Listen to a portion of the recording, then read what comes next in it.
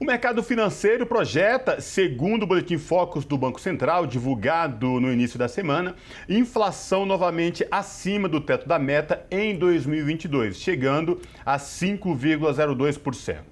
Como a meta também foi ultrapassada em 2021, o presidente do Banco Central, Roberto Campos Neto, teve que justificar o resultado em carta aberta, na qual prevê uma trajetória de queda ainda no início deste ano.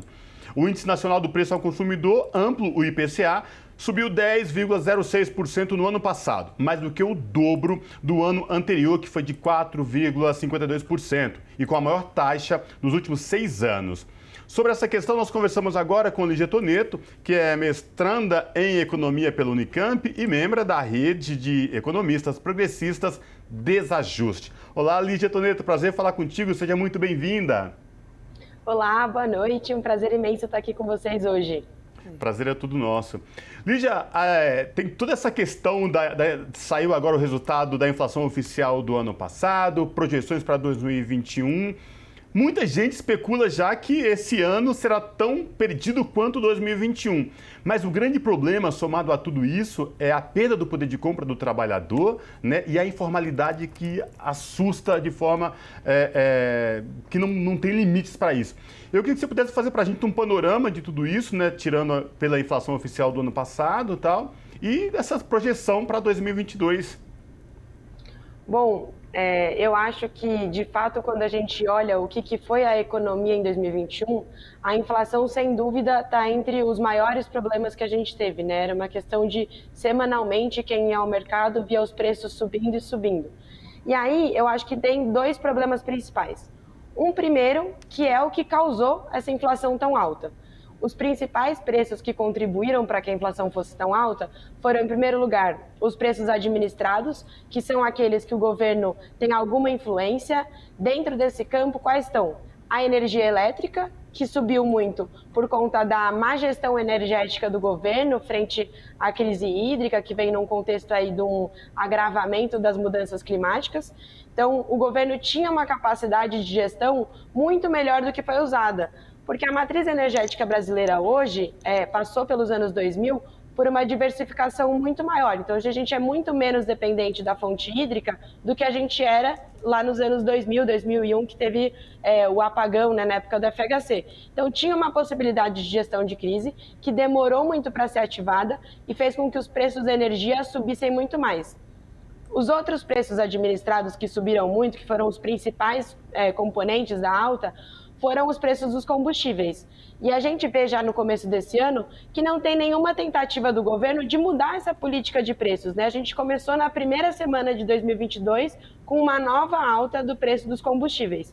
E os combustíveis, eles têm um impacto muito grande na inflação, porque para além deles encarecerem, eles têm um efeito em cadeia. Então, o transporte fica mais caro, os fretes ficam mais caros e todos os produtos da indústria que dependem disso, por consequência, acabam ficando mais caros. E a Petrobras, enquanto isso, registrando lucros históricos. Ou seja, tinha uma possibilidade da Petrobras conseguir organizar melhor a sua gestão para conseguir fazer um colchão que amortecesse essa alta dos preços do petróleo, amortecesse esse preço do câmbio para controlar. E o câmbio foi tão desvalorizado pelo grau de incerteza que a gente tem na nossa economia. Então, quando o Bolsonaro vai para a TV chamando as pessoas para se manifestarem contra o Supremo Tribunal, quando o presidente se nega a comprar vacina, ele também está contribuindo para que o câmbio seja desvalorizado, porque fica um ambiente de muita incerteza. E o outro componente da inflação que fez subir muito, também é um que pesa muito mais no bolso dos trabalhadores, que é a inflação de alimentos, que também foi histórica nesse ano. Então, esses são os componentes que provocaram a alta dos preços nesse ano e que, por ter pegado no gás de cozinha, por pegar nos alimentos, pesa muito mais, e na energia elétrica, né, que tem o custo de habitação, muito mais nas famílias trabalhadoras. Mas isso vem num cenário que é junto com uma perda da renda do trabalho. Então, também a gente vê os trabalhadores ficando cada vez com menos renda, mais informais, maior instabilidade, o que diminuiu muito o poder de compra dos trabalhadores nesse ano. Pra vocês terem uma ideia, em 2002, com uma cesta básica, com um salário mínimo, se fosse R$ 1.000, você conseguiria comprar uma cesta básica e sobrava R$ 200 só. Em 2014, com esses mesmos R$ 1.000, comprando uma cesta básica, sobravam uns 450. Hoje, em 2022, quando você tem o mesmo R$ 1.000 que você tinha, você compra uma cesta básica, sobra um pouco mais de 300. Então, a gente perdeu aí muito em termos de poder de compra dos trabalhadores, o que faz hoje com que 3 em cada 4 famílias estejam endividadas. E aí, a outra notícia que começa o ano já reforçando essa dificuldade da economia de se recuperar é que o Bolsonaro ajustou o salário mínimo abaixo da inflação. Então, o salário mínimo, ele não reflete só em quem ganha o salário mínimo. Ele é um farol da economia. Então, todos os salários, eles acabam se ajustando um pouco em torno do salário mínimo. Então, quando ele aumenta o salário mínimo abaixo da inflação, ele reduz o poder de compra dos trabalhadores. E hoje a economia brasileira tem dificuldade de se recuperar porque não tem demanda doméstica, né? Não tem quem queira sair para comprar, ninguém tem dinheiro para conseguir gastar. As pessoas estão, inclusive, passando fome, né? Não é que não está comprando geladeira, as pessoas não têm comida para encher a geladeira quando tem. Então, é muito difícil da gente ver uma possibilidade da economia brasileira se recuperar. Sem o governo ter projetado qualquer pacote de investimentos que vai aquecer a economia, com uma descoordenação dos programas de renda como o Auxílio Brasil, que tem aí um desmonte do SUAS, né, que é responsável pelo cadastro único, tem uma confusão em como vai ser organizado, e você tem a renda do trabalho caindo. E aí isso leva nesse cenário, como você estava comentando, de a inflação de novo no teto da meta, um crescimento econômico que pode até ser uma recessão, que está aí no último Boletim Focus também, se não me engano, entre 0,2% e 0,3%, que é nada. Então, a gente vem de um ano que a economia deve crescer só o efeito do carregamento estatístico, que é como se ela tivesse ficado parada no final de 2020. Então, se ela crescer, sei lá, 4%, 4,5%, é a mesma coisa que só recuperar 2020. Então, vai chegar como se estivesse no final de 2019. Que era igual a 2013, porque não tinha se recuperado. E aí a gente não vai crescer nada agora, então a expectativa é que não vai crescer, e a gente sabe que no Brasil, para a economia crescer, a gente precisa do povo trabalhador tendo dinheiro na mão para conseguir movimentar a economia. Então, o cenário não é nada animador, mas é porque falta muita política para que a gente consiga retomar uma economia que está tão frágil. Sim. Lígia, queria perguntar justamente do salário mínimo. Eu sei que você já deu uma pincelada, mas, bom, R$ 1.212 reais por medida provisória, teve esse decreto na primeira semana de janeiro. E aí, aproveitando que eu queria que você falasse mais um pouco sobre isso, quando os economistas falam, o reajuste foi abaixo, né, da inflação. O quanto isso impacta no dia a dia o poder de compra e mais? A gente já discutiu algumas vezes o que seria o salário mínimo ideal. Então, eu estou devolvendo essa pergunta para você. Na condição que a gente tem hoje, dessa alta de preços, tudo isso que você muito bem explanou na sua primeira pergunta, qual seria o salário mínimo ideal? Eu acho que essa é uma das perguntas mais importantes que tem na economia, né? Porque o salário mínimo ideal, na formulação do que é o salário mínimo, ele é um salário mínimo que consiga garantir o custo de vida da população. Então, ele precisa conseguir garantir que você vai pagar os custos de habitação, então seja com aluguel, seja com energia elétrica, seja o botijão de gás, seja a água, então que você consiga pagar tudo isso e que você consiga também pagar, claro, que é o custo de vida da cesta básica, né, da alimentação, você consiga o transporte, você precisa de um salário mínimo que garanta a sobrevivência e a vida mesmo do trabalhador. Hoje, ele é muito longe disso, né? Porque se a gente pensa que só a cesta básica consome 65% do salário mínimo, é muito longe do que a gente consegue pagar, por exemplo, os custos de habitação. E aí tem um problema, quando a gente fala o salário mínimo cresceu menos do que a inflação. Significa que os preços da economia, então os preços dos alimentos, os preços dos combustíveis, o preço do botijão de gás, subiu mais do que subiu a renda. Então, com o mesmo salário mínimo, nesse próximo ano, a perspectiva é de que os trabalhadores consigam consumir ainda menos. E isso se a gente fosse olhar só o nível geral de preços, porque esse nível que a gente comenta que é o IPCA, ele é uma média dos preços da economia.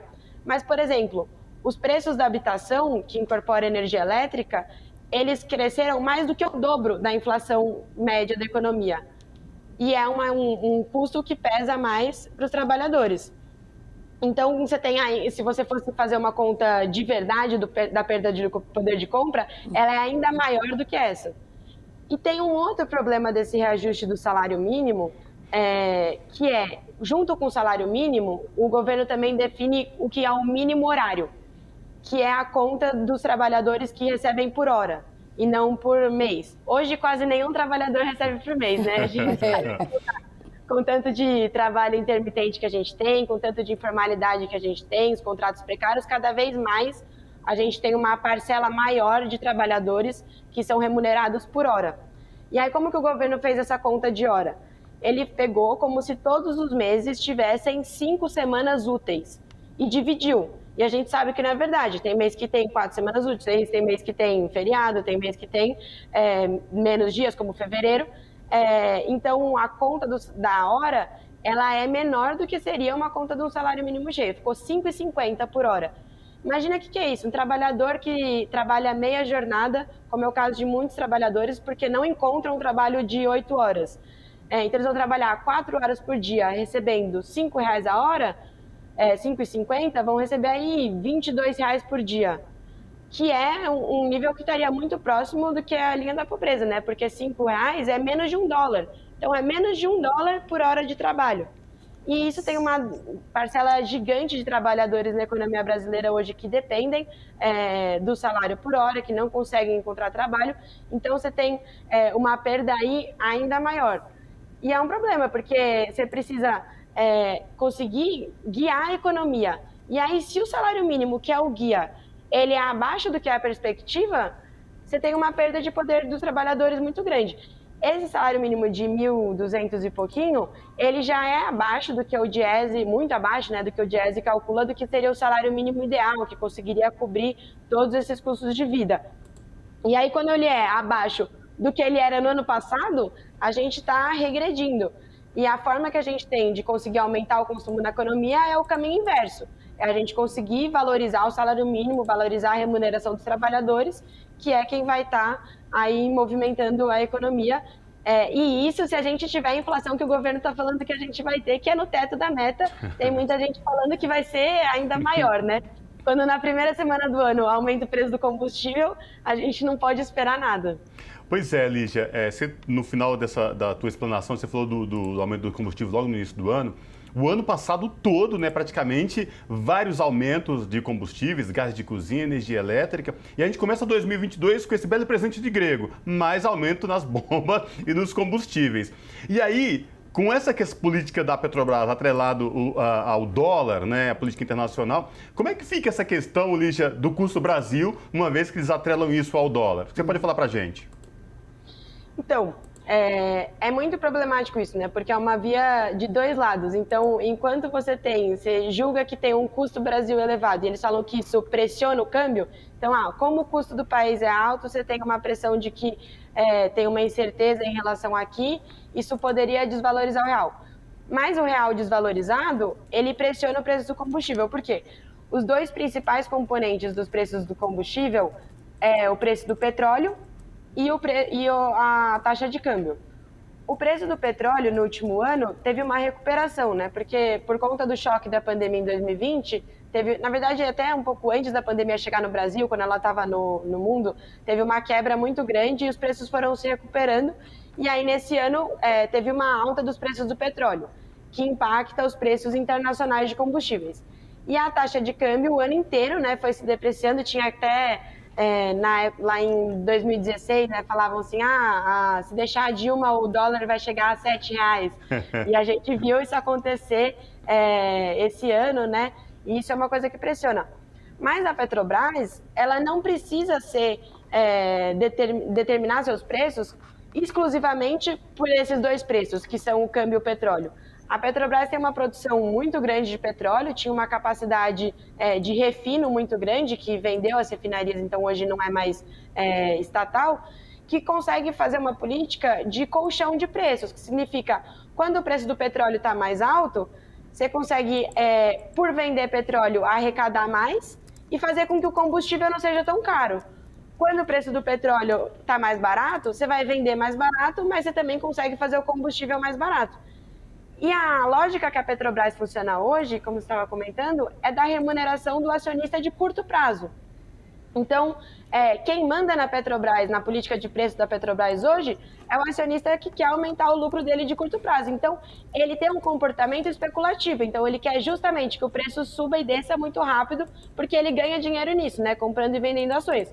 Quando, na verdade, a gente defende que a Petrobras tem uma outra política de preços que seja de interesse nacional. Então, que seja conseguir garantir que o preço vai ficar mais estável, então que o produtor consegue calcular o frete de longo prazo, ele consegue fazer uma projeção dos seus preços, uma projeção do que ele vai poder investir, e também todos os outros preços da economia que são relacionados a isso têm um patamar mais estável. E isso, na verdade, consegue diminuir o custo Brasil. Porque se você tem uma estabilidade maior, se você tem um custo de transporte menor, se você tem uma perspectiva de longo prazo melhor, você consegue também reduzir o custo Brasil. Muito bom. Infelizmente, nosso tempo se esgotou. Quero agradecer mais uma vez Lígia Toneto, mestranda em Economia pela Unicamp e integra a rede de economistas progressistas Desajuste, tentando nos ajudar a entender todo esse enrosco da economia brasileira. Lígia, muito obrigada pela participação e um ótimo 2022. Muito obrigada, um feliz 2022 para vocês e todo mundo que nos assiste. Abraço, Lígia. Tchau.